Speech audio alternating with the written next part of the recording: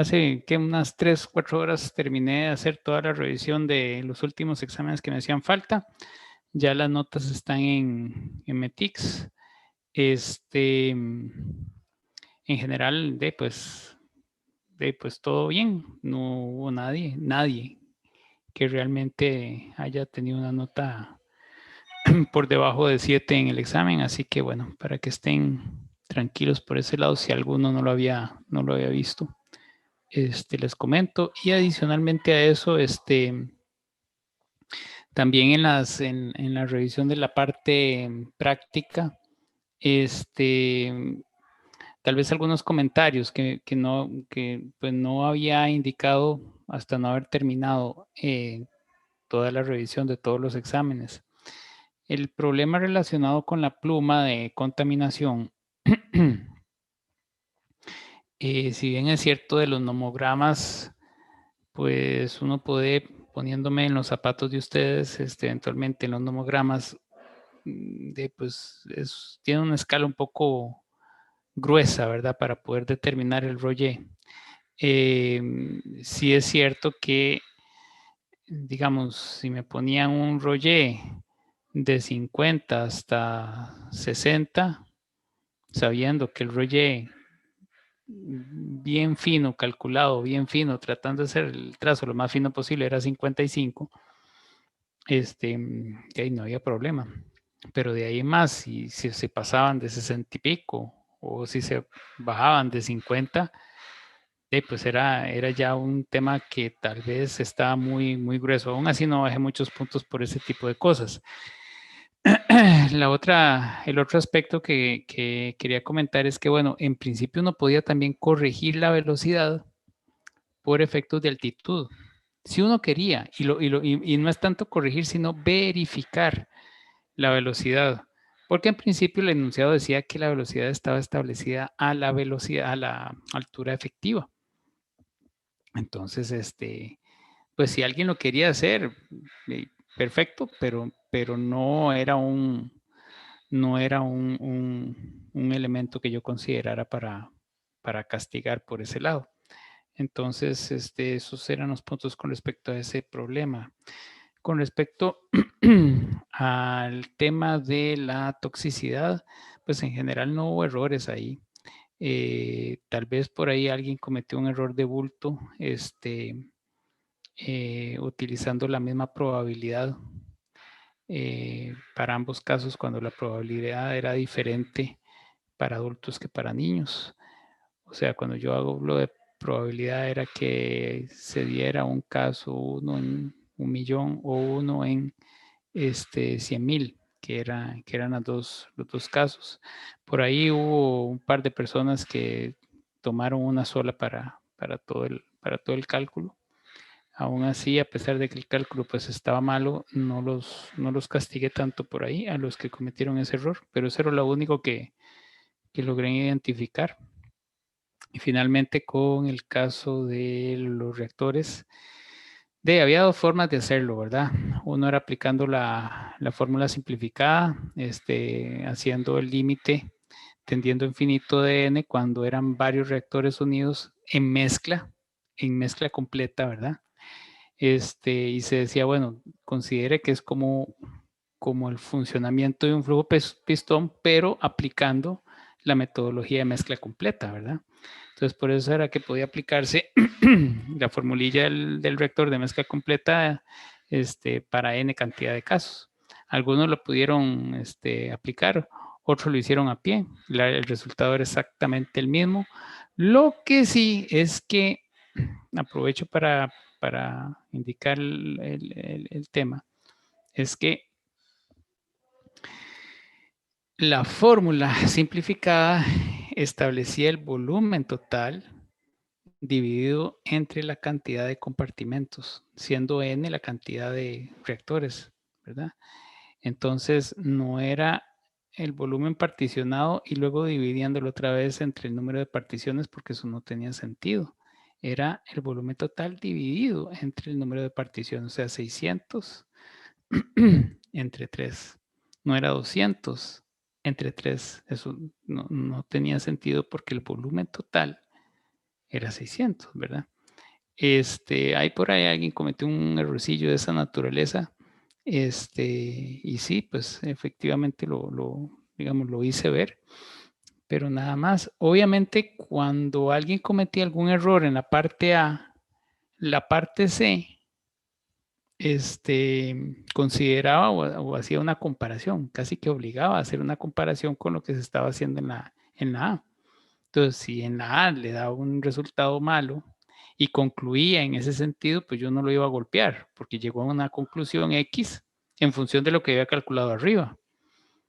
Pero sí, en algunos casos sí, cuando me pusieron mucha prosa y por ahí alguien se confundió y empezó a meter floculaciones y cosas de esas, digo yo, santísima, floculación. Bueno, eventualmente en un reactor puede ser necesaria la floculación, pero no era el caso. Realmente eso se resolvía haciendo el cálculo para el reactor completo y sacando la eficiencia, y fácilmente se podía identificar que era más eficiente la modelación para, para tres reactores secuenciales. Y aprovecho también aquí como para hacer un paréntesis. Bueno, ¿y cómo hago para que eso funcione así? Para que efectivamente un reactor de mezcla completa de 600 metros cúbicos funcione como 3 reactores de 200, colocando mamparas y separaciones físicas. Y entonces con eso pues se logra mejorar la eficiencia de un reactor. Cuando uno logra encontrar un reactor que está ahí teniendo problemas, entonces uno le puede colocar una serie de elementos físicos como para promover que funcione como secuencial, ¿verdad? Como pequeños reactorcitos juntos, no un solo reactor en donde todo esté mezclado. Entonces eso fue lo que logré encontrar, pero en general, pues partiendo del hecho de que la intención no es castigar por castigar, sino pues hacer ver el error, vea qué pasó esto, vea qué pasó lo otro. En general no los golpeé mucho. Y como les digo, pues la verdad es que el examen estuvo bastante bien. Y sí, tal vez me atrasé un pelito, pido las disculpas del caso, me atrasé un pelito en la parte de la corrección del práctico. Espero que ya para el final no me vaya a pasar eso. Bueno, voy empezando entonces con la segunda parte de gestión integrada de residuos, y si me da tiempo empiezo con análisis de ciclo de vida.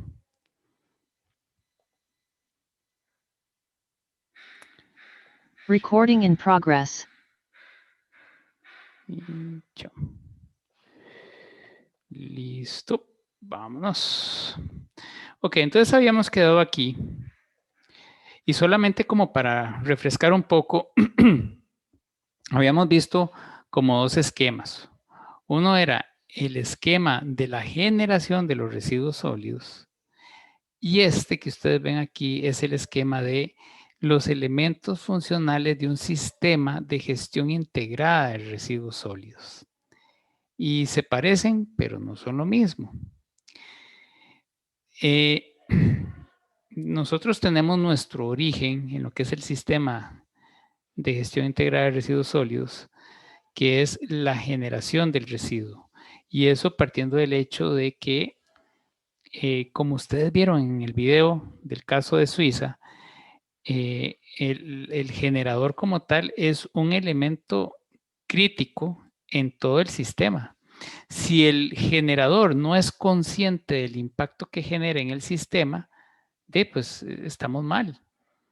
Si el que genera el residuo sólido no hace la separación correspondiente, entonces todos los demás eslabones del sistema no operan de manera adecuada o eventualmente se sobrecargan, ¿verdad?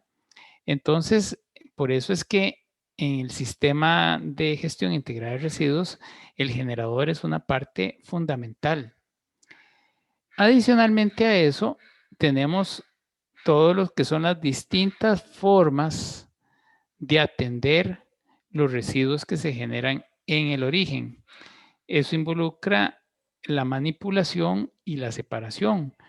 entendiendo que la manipulación puede ser gruesa y no incluir ni separación ni nada. Puede ser la manipulación exclusivamente, en donde pues se hace la acción de generar el desecho y colocarlo temporalmente en un envase y ya, ¿verdad? Hasta eso puede ser.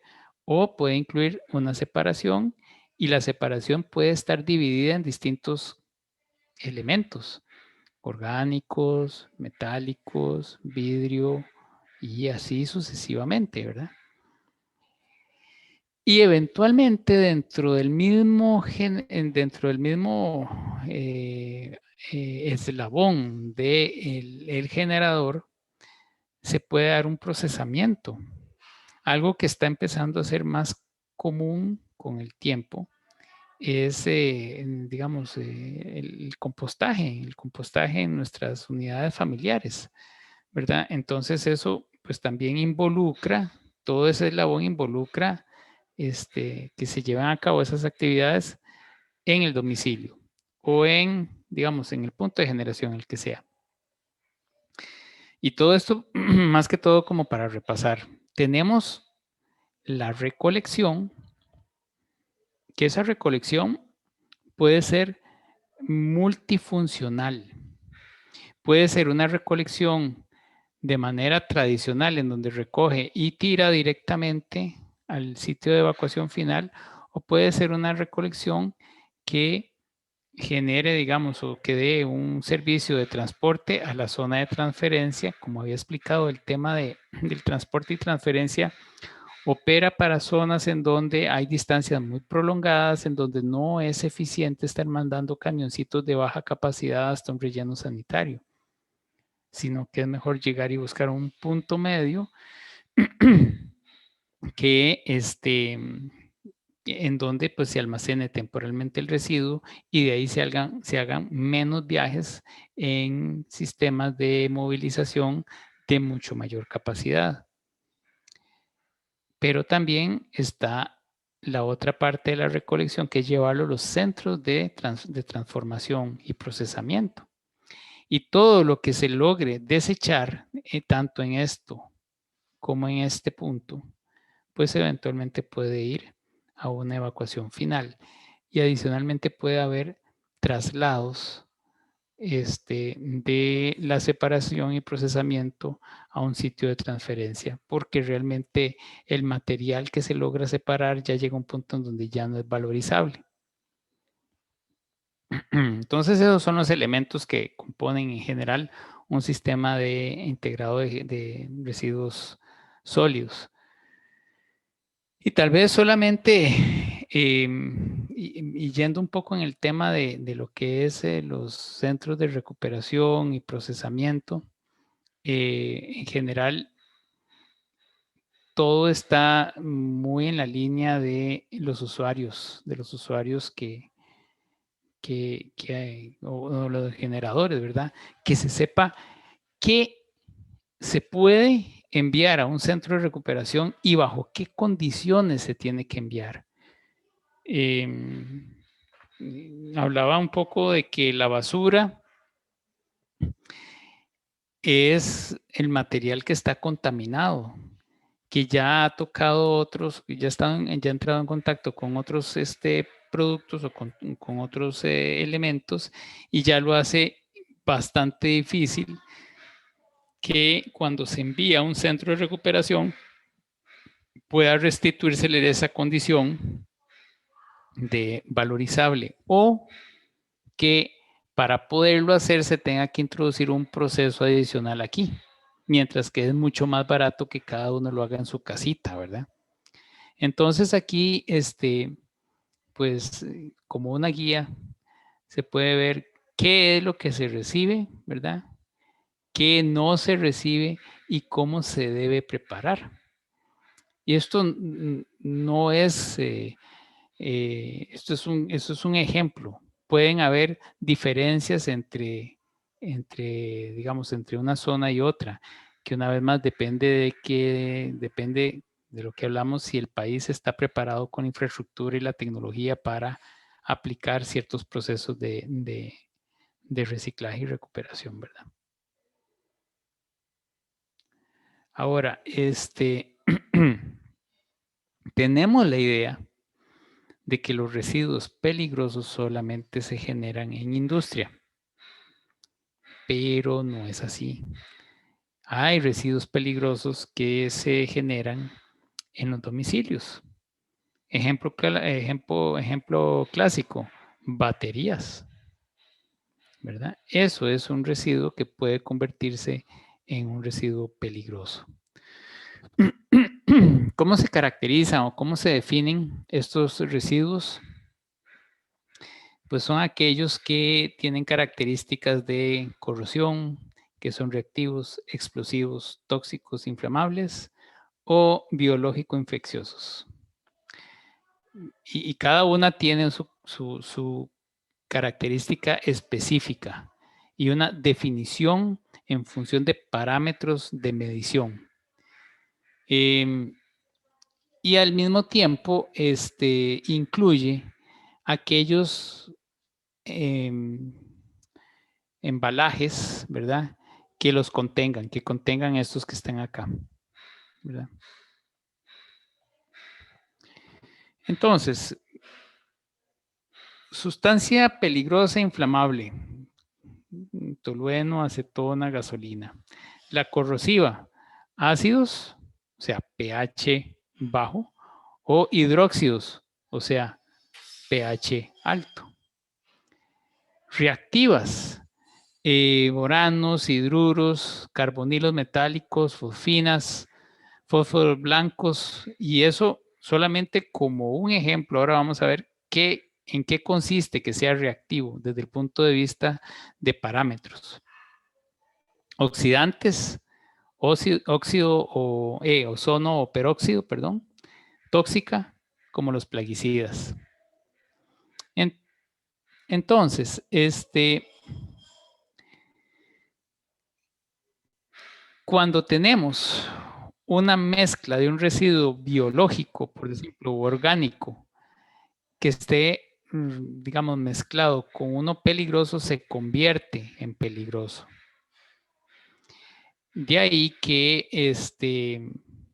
se vuelve más importante todavía el tema de la separación, precisamente para evitar que haya contacto con este tipo de materias.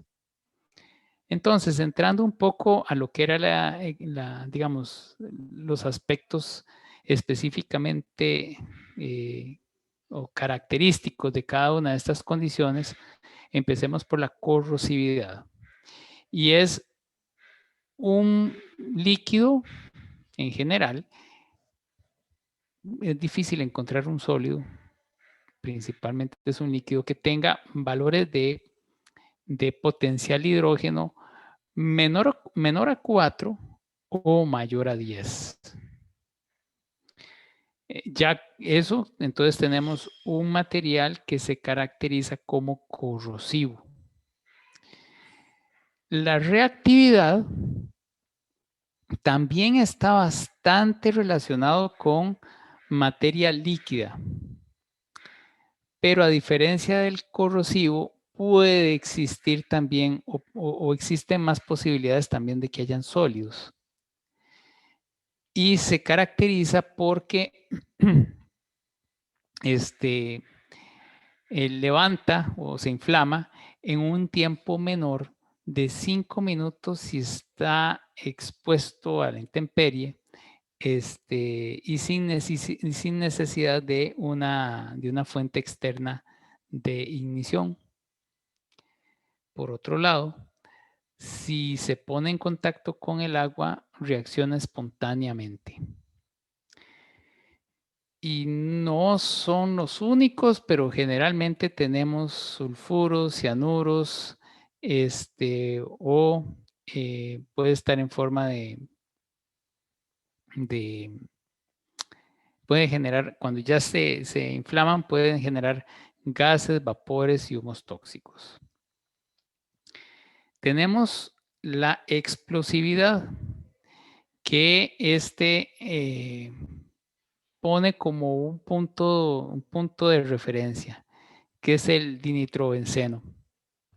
Entonces, el tema es que ese es el punto de referencia. Si tiene una constante de explosividad mayor o igual a ese, se considera explosivo.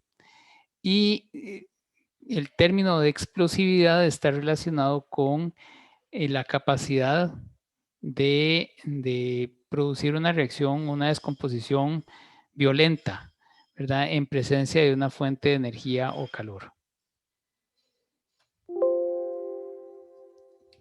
La toxicidad, bueno, yo creo que de todo lo que hemos estado viendo, en general es, digamos, tal vez una de las más, a la que más nos hemos habituado, pero pues en términos generales es que tenga condiciones de toxicidad en el sentido de todo lo que vimos, ¿verdad? De que pues genera condiciones cancerígenas o no cancerígenas, pero de que se puede acumular en el tejido biológico y se puede trasladar de un ser a otro con el pasar del tiempo, ¿verdad? La inflamabilidad es una solución acuosa que tenga más del 24% de alcohol en volumen. Y bueno, puede producir fuego por fricción, por absorción o por cambios químicos espontáneos. Finalmente, el biológico infeccioso está relacionado con microorganismos, por un lado, que pueden generar efectos a la salud en términos de, digamos, de enfermedades o procesos de descomposición acelerados. Generalmente se pueden relacionar con enfermedades de carácter hídrico o de transmisión hídrica también, pero también pueden transmitir otro tipo de enfermedades o que se transmiten por otro mecanismo. Entonces, estos tipos de residuos pues involucran una serie de condiciones. Bueno, primero, ¿cuáles son los procesos que los gobiernan? ¿Cómo se mueven dentro de una masa de suelo? ¿O cómo se comportan dentro de un ambiente gaseoso? El otro punto es, bueno, cómo se transmiten a nivel toxicológico y cómo se atiende el problema. En términos de residuos sólidos, estos son los procesos que los contienen.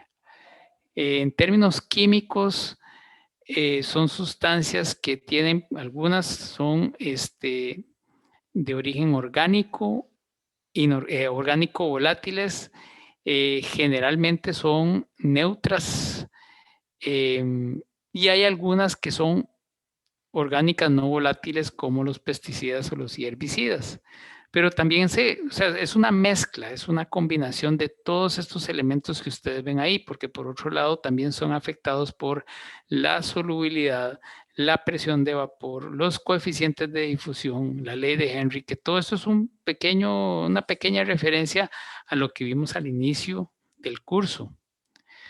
Y además de eso, por lo que vimos que algunos están pues en estado líquido o en estado gaseoso, también pues tienen toda la implicación con respecto a lo que es el análisis de la energía, dependiendo de si es corrosivo, si es explosivo, si es inflamable, ¿verdad?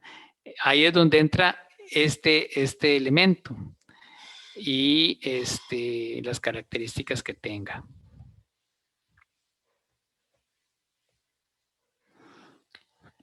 Ahora, la forma en que se transmiten en general siempre va a ser en forma de plumas de contaminación. Y si tenemos flujos subterráneos de agua, pues es más evidente que se genera una pluma de contaminación como este pequeño caso que vemos acá, ¿verdad? Cuando no tenemos tanto flujo, eventualmente más bien es como un flujo más vertical y que depende mucho de las características del terreno. ¿Y por qué se relaciona específicamente en el terreno? Porque de una forma u otra van a terminar ahí, ya sea dispuestos en el terreno de manera pues, planificada o no, pero siempre van a terminar en el terreno de alguna manera. Entonces, este es un poco los aspectos que se consideran para lo que es el transporte, ¿verdad? Cuando está en el terreno. Flujos de agua, la conductividad hidráulica, la transmisibilidad, si existen barreras naturales y las redes de flujo. Por el otro lado, si tuviéramos condiciones de explosividad, inflamación, en donde se generan vapores tóxicos y ese tipo de cosas, adivinen qué. Tenemos nuestros esquemas de pluma de dispersión de contaminantes atmosféricos. Entonces, una vez más, yo creo que esta es como bueno, no sé cuántas veces lo he dicho, pero para poder llegar acá, pues el curso ha permitido tener como una línea conductora entre una cosa y otra para que al fin y al cabo se logre comprender un poco este tipo de mecanismos. Y con respecto a toxicología, hay distintos tipos de mecanismos por procesos de absorción a través de la piel. Puede transmitirse de un órgano a otro a través del torrente sanguíneo. Se puede transformar, se puede biomagnificar. Y eso como efecto puede ser tóxico a nivel de que inhibe algunos procesos biológicos, muta en otros procesos que no son adecuados o destruye células. Y eso en función de sustancias que sean cancerígenas o no sean cancerígenas. Acuérdense que pueden darse condiciones en donde a través del transporte del torrente sanguíneo algún órgano simplemente deja de funcionar en algún momento. Riñones, hígado, que son los que principalmente se ven afectados porque el riñón es el filtro del cuerpo humano, ¿verdad? Y ahí es donde se retienen muchas de las toxinas y cosas que eventualmente le introducimos, a propósito o no. Entonces, pues no precisamente todo va a parar en cáncer, pero eventualmente sí se afectan distintos órganos. Y la ecotoxicología está pues relacionado con la transmisión de las sustancias de una especie a otra, y cuánto termina siendo la concentración en el tejido de estos. Y bueno, ¿cómo se atiende el problema de los residuos peligrosos? La medida más integral que se puede aplicar es no tanto en el sitio de disposición final, porque ya ahí ya el problema se dio, ya el residuo se mezcló, ya se dispuso, sino que más bien es tratar de aplicarlo o tratar de aplicar mecanismos antes de que llegue y entre dentro de alguno de los componentes de la gestión integrada de residuos sólidos a través de las auditorías ambientales. Tal vez solamente hacer un pequeño paréntesis ahí. La diferencia entre una inspección ambiental o en general, la diferencia entre una inspección corriente y una auditoría es que la inspección puede ser desarrollada sin previo aviso y puede ser una inspección que no tenga un objetivo claro. Mientras que cuando estamos hablando de una auditoría medioambiental o de cualquier otra índole, la auditoría tiene una planificación involucrada que define el alcance de lo que se va a ver, define los requisitos, establece que va a haber confidencialidad, bueno, obviamente organiza el auditaje como tal, pide una información previa para poder ir a la visita de campo de una manera muchísimo más orientada a validar y verificar algunas cosas puntuales. Tal vez como para que me comprendan, es muy parecido al proceso de acreditación, ¿verdad? El proceso de acreditación no es simple y sencillamente que llevan 3, 4 señores a hacer preguntas, no. O sea, esos señores antes de llegar a hacer la visita hicieron toda una revisión de documentación previa para saber, una vez que da inicio el proceso de visita, qué preguntar, a quién preguntar y en dónde buscar. Y no se hace con el objetivo de hundir a nadie, se hace con el objetivo de identificar puntos de mejora precisamente para que el desempeño siempre vaya siendo cada vez más eficiente, mejor y que cumple el objetivo final para el cual se da. Entonces, volviendo al tema de los residuos peligrosos, esa es la vía que da mejores resultados, ¿verdad? A través de auditorías medioambientales. Y en general, como toda auditoría, va a terminar en un plan de acción en donde se establezcan pues, responsables y periodos de tiempo para ejecutar y rendición de cuentas. Entonces, tal vez aquí como volviendo a esto, ¿verdad? Corrosividad, reactividad, explosividad, toxicidad, inflamabilidad y biológico infeccioso, que a veces se puede ver por separado. Los tenemos acá, ¿verdad? Hay algunos ejemplos de cómo se caracterizan, ¿verdad? Por ejemplo, los aceites de los lubricantes usados, bueno, son tóxicos e inflamables, ¿verdad? Las baterías de plomo, corrosivas y tóxicas. El líquido revelador, que eso casi ya no se usa, es tóxico. Baterías alcalinas, corrosivo, tóxico. Hidrocarburos, tóxico. Entonces, pues aquí ustedes tienen algunos ejemplos de residuos que pues tal vez usualmente vamos a encontrar también en procesos constructivos, ¿verdad? Y ya yendo un poco más a la última parte del proceso de la gestión integrada de residuos, vamos a ver vamos a dedicarnos un ratito a lo que es la disposición de los residuos sólidos, aunque lo vamos a mezclar un poquitito con la otra etapa que es la transformación.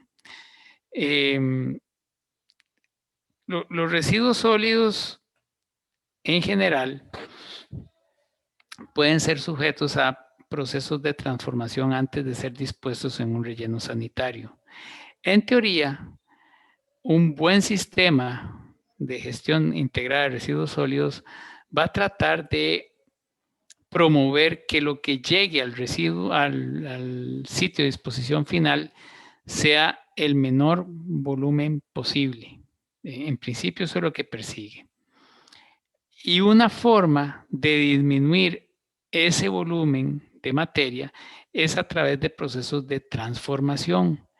La incineración es un proceso de transformación, no es un proceso de disposición final.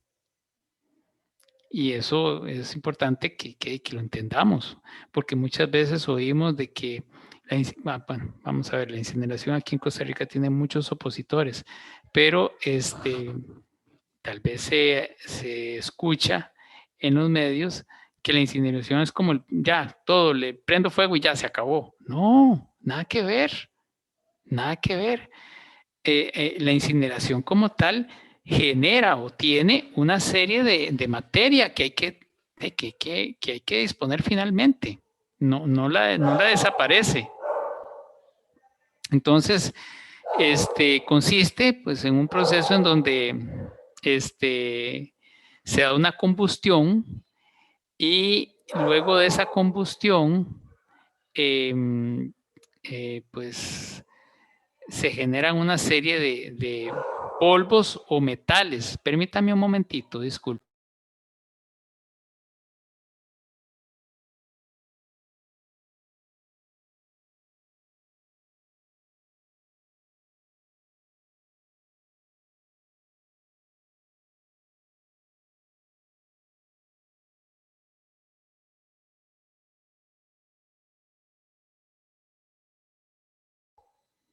Disculpen.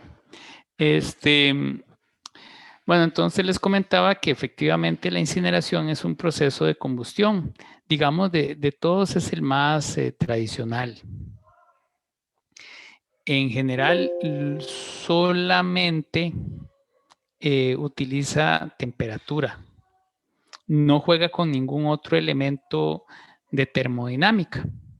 Solamente con temperatura juega.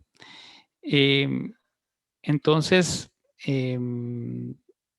pues lo que se nos va a generar son digamos, sales o material inerte que en algunas ocasiones se puede utilizar para fabricación de bloques y otro tipo de cosas.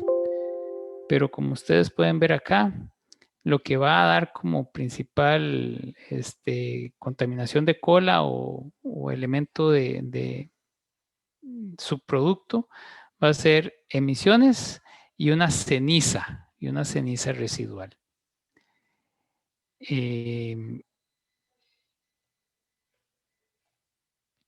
Tenemos otro proceso de transformación que se conoce como la pirólisis.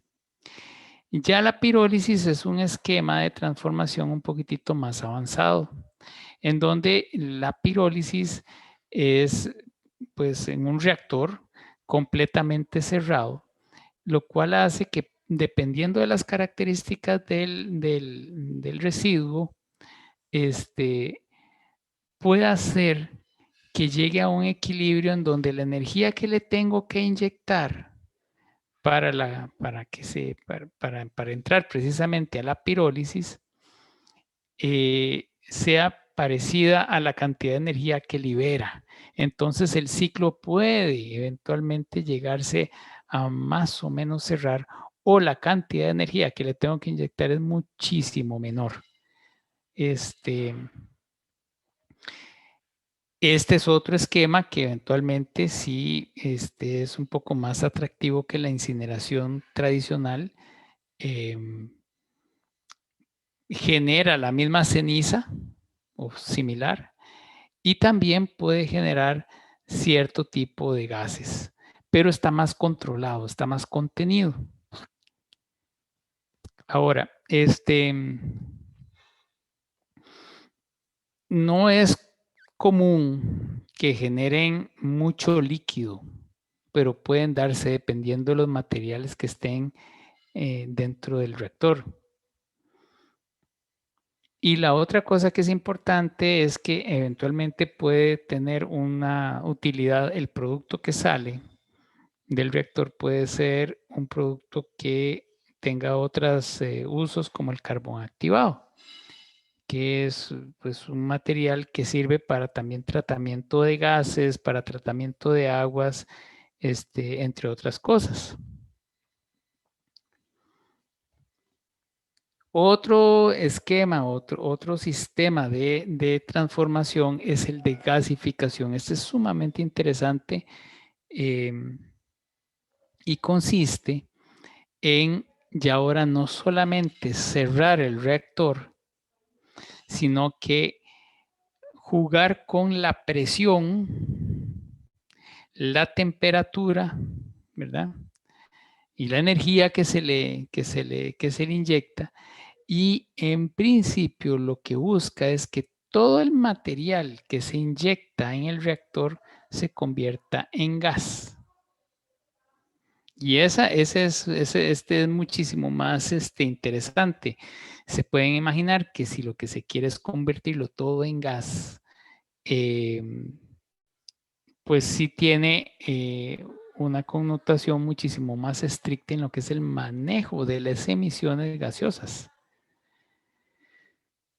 Todos los tres, la incineración, la pirólisis y la gasificación, pues parten del hecho de que en determinados momentos la cantidad de energía que le inyecto al proceso va a ir siendo menor porque la energía que se libera a la hora de entrar en el proceso de incineración, de pirólisis o de gasificación me da para reinyectar la energía en forma de calor otra vez al sistema. Entonces entrar como en un punto de equilibrio, cercano al equilibrio. De ahí que, volviendo al caso costarricense, pegando un brinquito para atrás, el residuo sólido costarricense tiene mucha humedad. Entonces, lo que siempre lo que siempre se ha dicho es que al ser tan húmedo requiere de mucha energía para arrancar. Y adicionalmente, el insumo que le va a seguir entrando al reactor, pues sigue siendo de cierta forma muy húmedo. Entonces no va a llegar fácilmente a ese punto de equilibrio, lo cual va a hacer que sea un proceso pues que va a ser muy demandante a nivel de consumo de energía, ¿verdad? Pero eventualmente uno piensa que la tecnología permitirá en algún momento llegarle a un esquema en donde pues sirva para residuos como los que se procesan aquí en Costa Rica o los que se generan aquí en Costa Rica. Otro esquema de transformación es el compostaje, pero este se concentra principalmente en materia orgánica. O sea, consecuentemente, el compostaje parte del hecho de que hay una buena separación de residuos, porque en principio solamente se va a concentrar en ese tipo de residuos, ¿verdad? De hecho, por eso es que el compostaje puede ser una solución sumamente viable para residuos agrícolas o agroindustriales, precisamente porque ahí como que hay más posibilidad desde el principio y hacerlo con un solo ente generador que se haga la separación correspondiente. Mientras que ya cuando estamos hablando de los residuos sólidos urbanos, pues una vez más hago referencia al esquema que vimos con Suiza, requiere de mucha capacitación, de mucha concientización.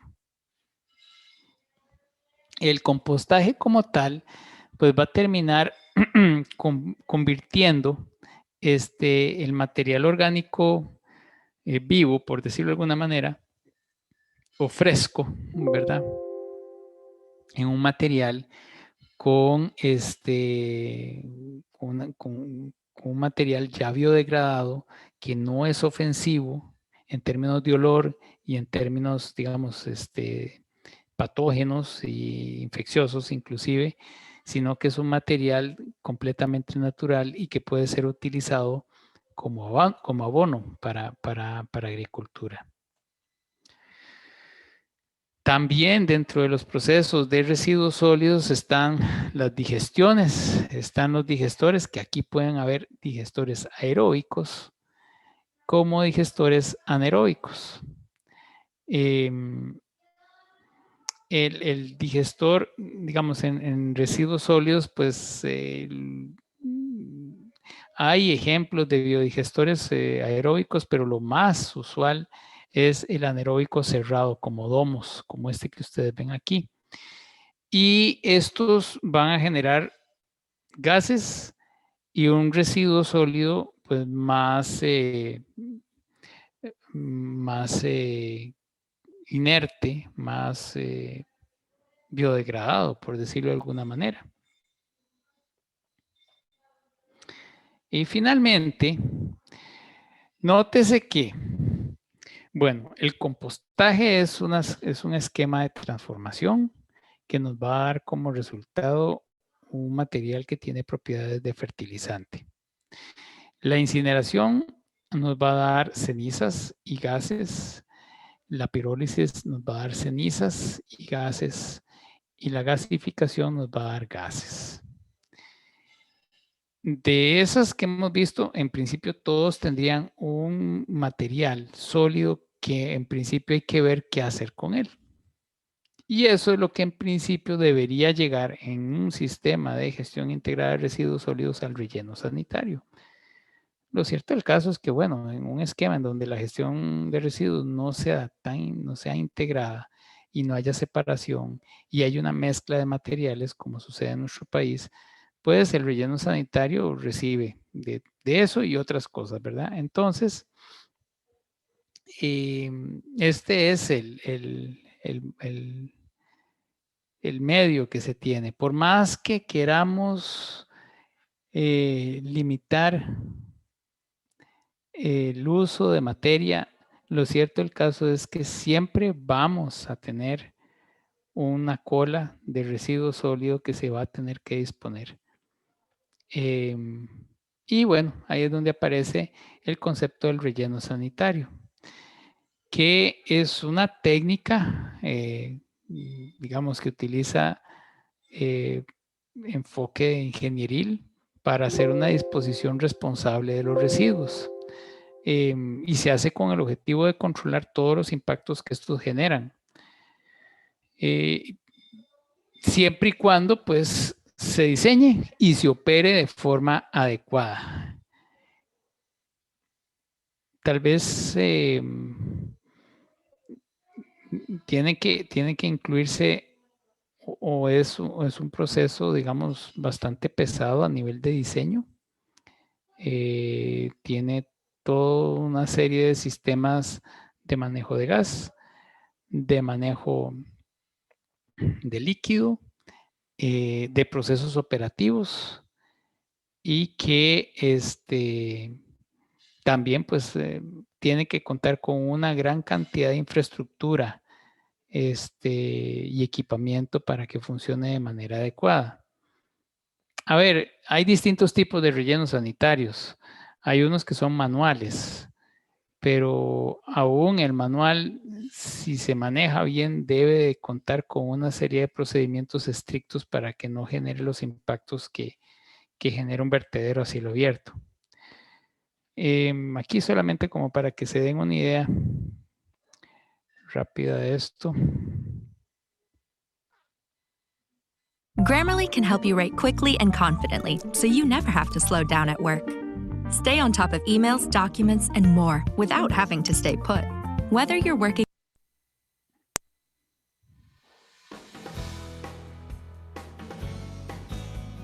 Every day, we take out the trash. In fact,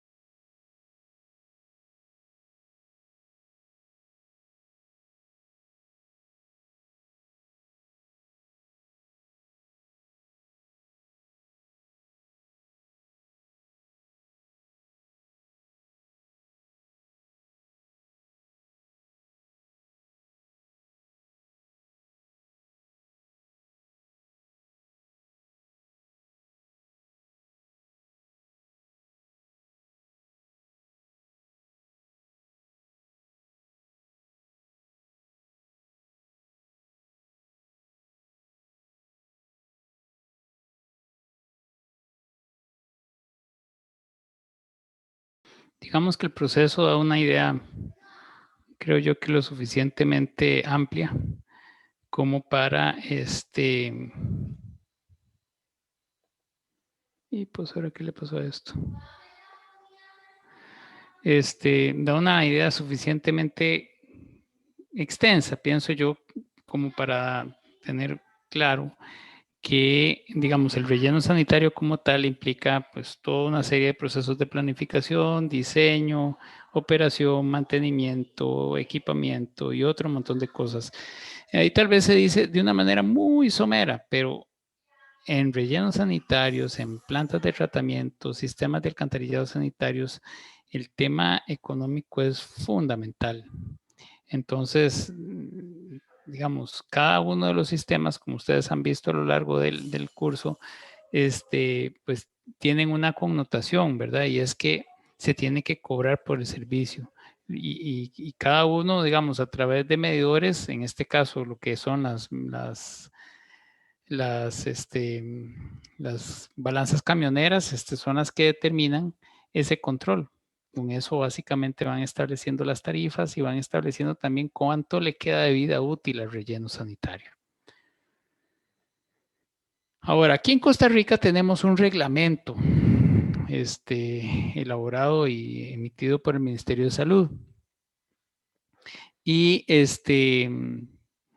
empieza haciendo una diferencia entre lo que es un vertedero de desechos, que es un proceso en el cual no hay ningún tipo de control, no hay preparación del terreno, no hay absolutamente nada, simple y sencillamente pues se dispone como primero se pueda.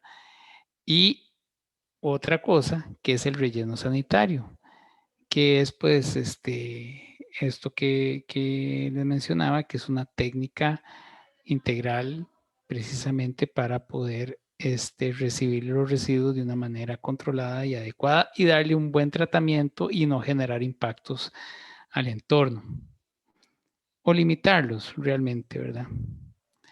El reglamento establece una serie de requisitos. Sin embargo, al igual que como ustedes vieron en el caso estadounidense, también aquí en nuestro país establece pues una serie de características, empezando por lo que es la selección del sitio. Debe estar retirado de ciertas zonas y establece, digamos, como puntos de referencia lo que es la ley forestal, que establece una serie de retiros de cuerpos de agua, tanto superficiales como subterráneos. Debe contar con una serie de características de impermeabilidad y un retiro, digamos, con respecto a lo que son acuíferos. Establece la obligatoriedad de hacer cubrimiento diario. El ciclo de reproducción de las moscas dura alrededor de 36 horas, entre 28 y 36 horas. Si uno cubre el residuo, ese ciclo de reproducción en principio se trunca. Esa es una de las razones por las cuales el cubrimiento es fundamental. Otra de las razones por las cuales el cubrimiento es fundamental es porque en el momento en que el residuo sólido entre más agua de la cuenta, se genera más lixiviado. Y el lixiviado es un líquido sumamente ofensivo con concentraciones de materia orgánica muy, muy, muy elevadas. Entonces, pues el cubrimiento previene la generación excesiva de lixiviados. Adicionalmente, también eso con respecto a la selección del sitio y con respecto a lo que es el cubrimiento, hay que tener presente que colocar un relleno sanitario sin tener un material de cubrimiento cerca es un gravísimo error. Hay que tener material de cubrimiento, hay que prever cuánto material se va a requerir a lo largo de la vida útil de ese relleno sanitario.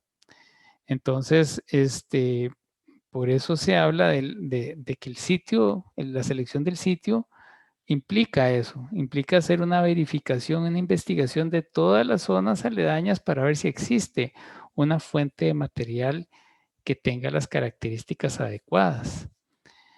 para poder utilizarse como cobertura. Y adicionalmente, pues que no sea una zona de inundación. Tiene que contar con un punto de equilibrio, porque como ya vimos, no puede estar muy alejado, o sea, no puede estar cerca de un centro de población, pero por el punto o el aspecto relacionado con el transporte del residuo hasta el relleno, también tiene que contar con ciertas características de cercanía, porque si no hacen que el proceso sea muy caro. Entonces hay que balancear un poco el esquema, la situación, digamos, de cercanía y de economía del proceso. Bueno, ni siquiera pensar en zonas protegidas, cercanas o estar cerca de fallas geológicas, porque eso pues obviamente pone en riesgo la floración de los residuos en caso de que haya algún tipo de movimiento particular. Ahora, estos rellenos, los rellenos sanitarios, pueden ser clasificados por la operación, por el tipo de residuo que reciben, por muchas cosas pueden ser clasificados. Pero bueno, aunque ustedes, no sé si lo han visto, pero lo cierto del caso es que hay algunos que son de operación manual. Son para poblaciones relativamente pequeñas, de máximo 30,000 habitantes, y no son recomendables para recepciones de más de 20 toneladas diarias. En los años 90 hubo una iniciativa de la generación de sistemas integrados de residuos sólidos en la zona Pacífico Central y Pacífico Norte de nuestro país. Entonces eran varios rellenitos pequeños que además generaban microempresas. Entonces había una microempresa de recolección, había una microempresa de separación y recuperación, y una microempresa que se encargaba de administrar y de operar los rellenitos sanitarios. Eso fue manejado a nivel municipal. Fue un proyecto interesante que manejó el IFAM en su momento, el Instituto de Fomento y Ayuda Municipal. Pero una vez más ahí el país fue agarrando un poco de experiencia y cayó en cuenta de que el tema del residuo sólido pues tiene que tener cierta cantidad de volumen para que sea sostenible en el tiempo y adicionalmente requiere de muchísimo conocimiento técnico, ¿verdad? Tanto a nivel de diseño como a nivel de operación, a nivel de construcción también. Y pues el proyecto no fue el más exitoso en última instancia precisamente porque se quedó corto, no tanto con el diseño, pero sí con la operación y el mantenimiento, porque requería muchísima capacitación y tal vez no era el momento, tal vez para que eso se diera como en la línea de microempresas, ¿verdad? Pero sí fue una iniciativa bastante interesante y algunos sitios pues llegaron a conocer un poquitito sobre el tema. Por ejemplo, Nosara estuvo en eso, Carrillo también estuvo involucrado en eso, ¿verdad? Pero bueno, eso fue un ejemplo de esquemas manuales. También está el mecanizado, y tal vez aquí, perdón, me desvío un poco. El sistema manual, pues, en lo que consiste es que la operación real del relleno, no el ingreso de los residuos, pero la operación, la distribución, la compactación y la cobertura se hace manualmente. Y bueno, se hace con equipo, pero equipo manual, ¿verdad? Con sapos brincones, con rodillos para distribuir, y es pues trabajo físico, ¿verdad? Se tiene el semimecanizado, que es una mezcla de los dos procesos. Principalmente lo que es el manejo del residuo y la distribución del residuo se hace de manera mecánica, y lo que es la compactación y la cobertura en algunas ocasiones se puede hacer también mezclado. La cobertura se hace también mecánica, y la compactación de esa cobertura se hace manual. Y finalmente, como el que ustedes vieron en el video, que es el totalmente mecanizado, ¿verdad? Bueno, una comparación entre lo que es un botadero y un relleno sanitario. Generalmente, cuando hablamos de un botadero no controlado, ni siquiera tiene un control de pesaje, no tiene absolutamente nada, no tiene liners, no tiene geomembrana, no tiene geomanta, no tiene nada, absolutamente nada. Hay algunos casos en donde se hace un pequeño cambio y un botadero que era manejado sin control, se le ponen ciertos controles, ¿verdad? Entonces ahí ustedes pueden ver ahí la comparación, pero en general el relleno sanitario siempre va a cumplir con todos los elementos de impermeabilización, el sistema de recolección y tratamiento de lixiviados, lo que es el drenaje de aguas superficiales, el control de gases, la compactación de material y las rutas de acceso al pavimentado para lo que es los camiones. Pues en algunos casos, no, ahí sí no. Pero ya cuando estamos hablando de semi-mecanizado para arriba, pues sí puede casi que darse por un hecho de que va a tener espacios pavimentados. Y con lo que es metodologías de construcción del relleno, en general, ampliamente utilizadas hay dos, pero hay una tercera de la que voy a hablar ahora más tardito. Tenemos el método de área, que es sobre una superficie ya preparada, se empiezan a hacer las celdas sobre la superficie plana. Este tipo de metodología se utiliza cuando no hay otro sitio adecuado cercano. Se requiere, porque se requiere un sitio de disposición, y tiene la particularidad o la desventaja de que hay cercanía relativa a un manto acuífero. Entonces, hacer excavación no es recomendable.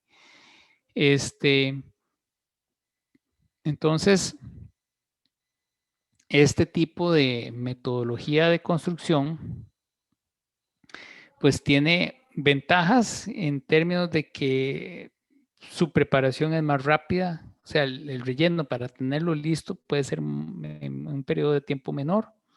Tiene la desventaja de que hay que pensar en de dónde se va a traer el material de cobertura.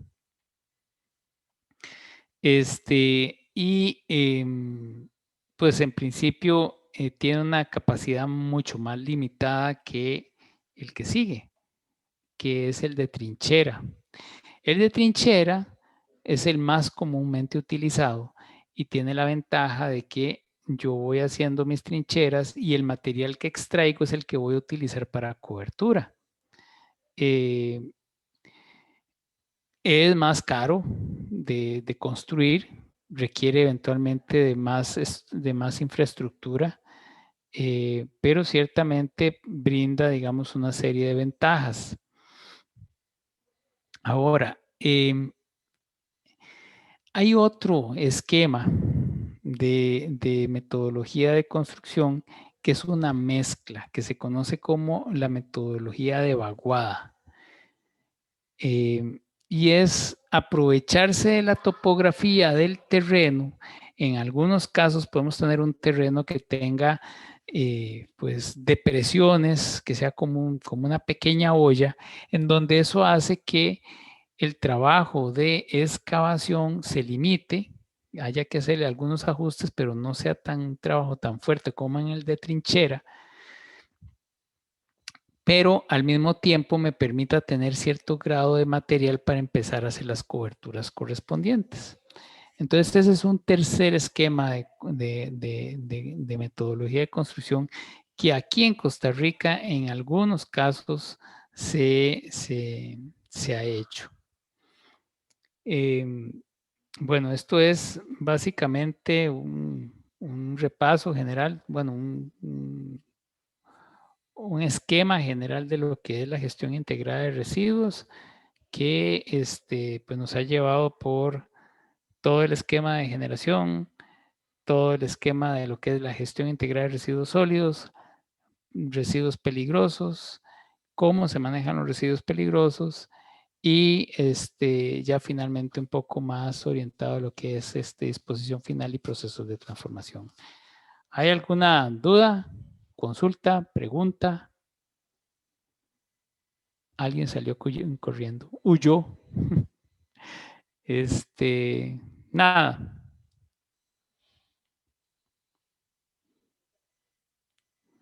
Listo.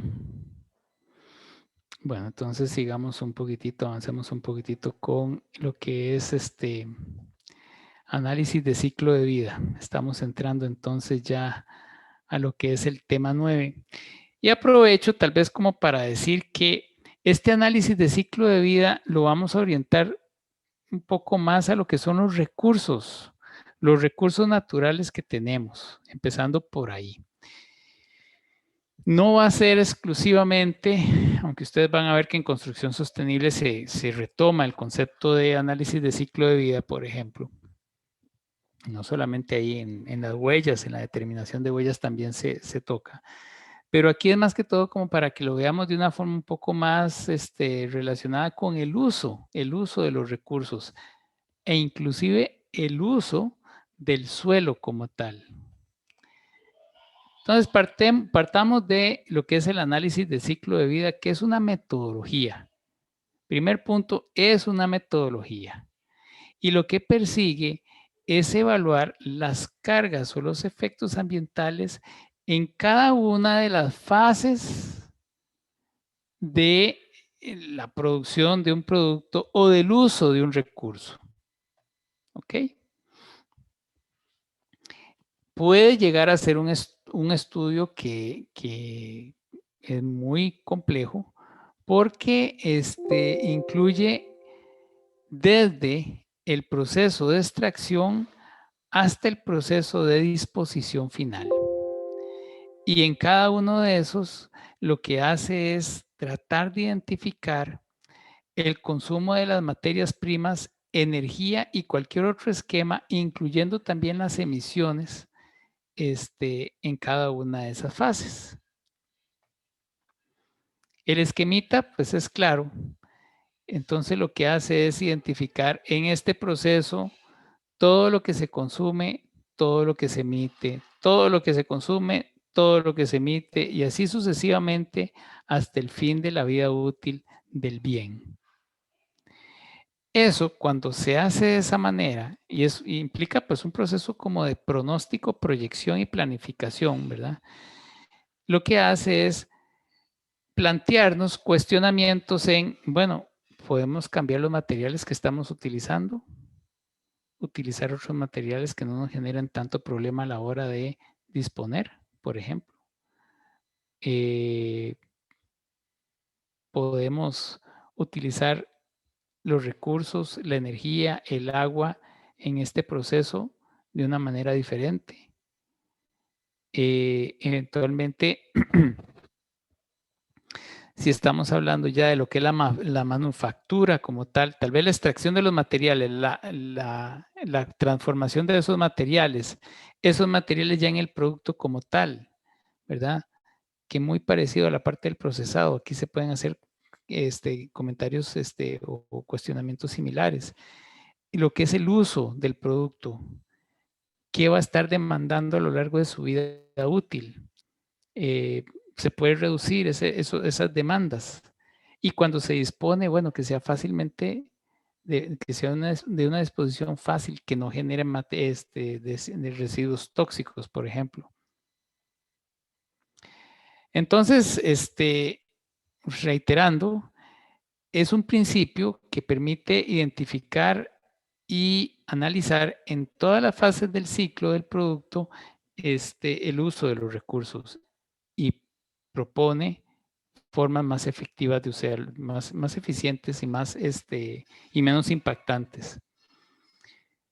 Entonces, atiende estas fases que ustedes ven aquí. La adquisición de las materias primas porque propone que se cambien.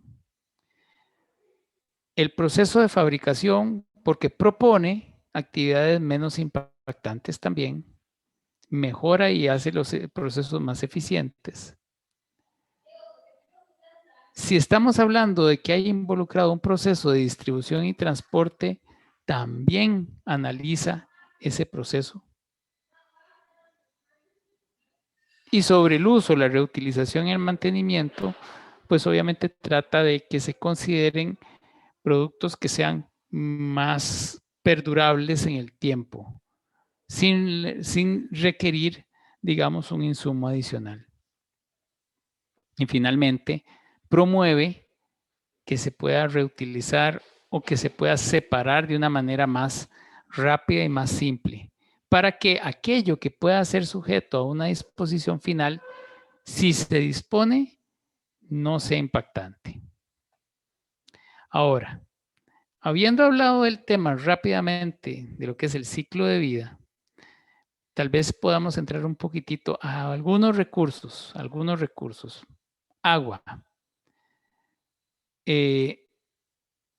En todo lo que hagamos, considerar siempre lo que son las fuentes, el tipo, la variabilidad, los consumos, ¿verdad? Que en principio esto ya lo vimos un poquito en la parte del recurso hídrico y las descargas. Y si nosotros podemos hacer un análisis del ciclo de vida en el uso de nuestros recursos de nuestro proyecto y proponemos en cada una de esas fases medidas para mitigar, para disminuir, para reutilizar, vamos a tener como resultado un proyecto que va a ser más barato en el largo plazo. Y voy a dejar el video tal vez para dentro de un ratito, para avanzar un poquito más. Vamos con energía. En términos de energía tenemos distintas formas de energía, ¿verdad? La térmica, la eléctrica, la radiante, la química, la nuclear, la hidráulica y la mecánica. En Costa Rica, nuestro principal consumidor de energía y en términos de hidrocarburos es transporte. Ojo que la residencial, la industrial, inclusive la industrial, ¿verdad? Que uno pensaría que no, es por mucho más baja que transporte. Y lo que es el uso en el consumo de derivados de petróleo, vean cómo va. Y esto es total y completamente desactualizado, pero es más que todo para ver que hay una tendencia hasta ahora, ¿verdad? Ahora parece que sí está empezando a cambiar de una manera un poco más clara. Tenemos la energía solar, que es una energía renovable, y la energía eólica, que es otro tipo de energía renovable. Y que eventualmente, si lo orientamos o si nos situamos en el escenario del uso de la energía en nuestros proyectos y hacemos ese análisis de ciclo de vida, eventualmente podemos hacer uso de estas vías para que en principio nuestro proyecto sea más sostenible y se aplique mejor el análisis de ciclo de vida. Si nosotros decimos que, bueno, para el proceso constructivo, yo les he dicho en varias ocasiones que el tiempo que se destina para diseño de un proyecto, digamos, en su vida útil será un 5%, un 2%. La construcción corresponderá a un, qué sé yo, un 10%, un 13%, ¿verdad? Una cuestión así. O sea que entre esas dos se tiene, qué sé yo, un 15% de la vida útil del proyecto, pero todo lo demás corresponde al uso, ¿verdad? Al consumo y a todo lo que se dé en el uso de ese recurso, en el uso del proyecto. Entonces, si podemos pensar que en ese periodo, que es el más largo, vamos a utilizar mayoritariamente energías renovables, estamos garantizando la sostenibilidad de ese proyecto para el usuario, ¿verdad? Entonces, bueno, eso es otro esquema con respecto a lo que es las energías renovables. Tenemos la hidráulica ampliamente conocida para nosotros como civiles, la geotérmica también, que esto es más, pues son esquemas un poco más tradicionales que ya hemos conocido. Y tal vez aquí en la presentación pues se explica en qué consiste, pero claramente nosotros creo yo que sí sabemos en qué consiste la solar, la eólica, la hidráulica, la geotérmica. La biomásica también es algo que hemos estado viendo de manera, digamos, tangencial, pero inclusive ahora en el video que vimos, ese es un esquema, digamos, la generación de electricidad a través de biomasa, a través de descomposición, utilizando los subproductos de metano, entre otras cosas, pues es una forma de energía biomásica. Ahora, y las no renovables, pues nos concentramos principalmente en fósiles, aunque hay algunas otras. Ahí tenemos petróleo, carbón, gas natural, petróleo para lo que es combustibles, gasolina, diésel, carbón que no es muy usado ya en estos momentos, pero fue utilizado de manera muy generalizada en el mundo hace un montón de años atrás, y el gas natural que pues sí es una energía no renovable, pero en comparación con petróleo, pues es mucho menos impactante según se ha logrado determinar.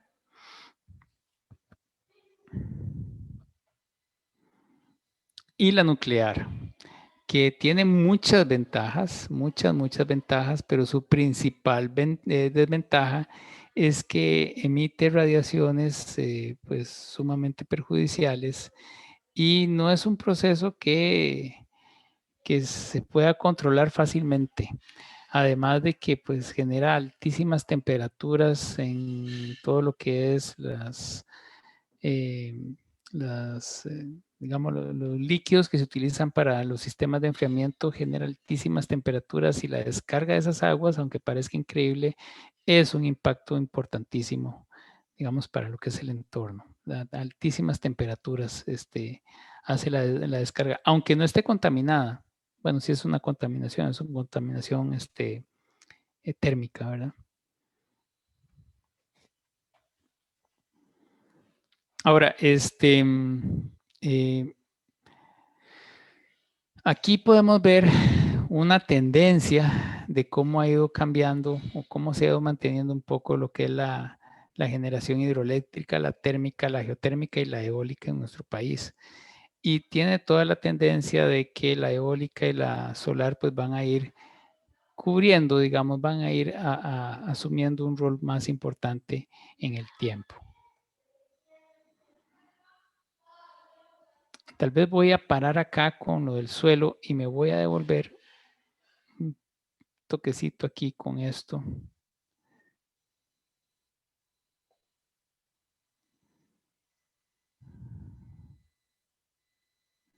Para que veamos este videito.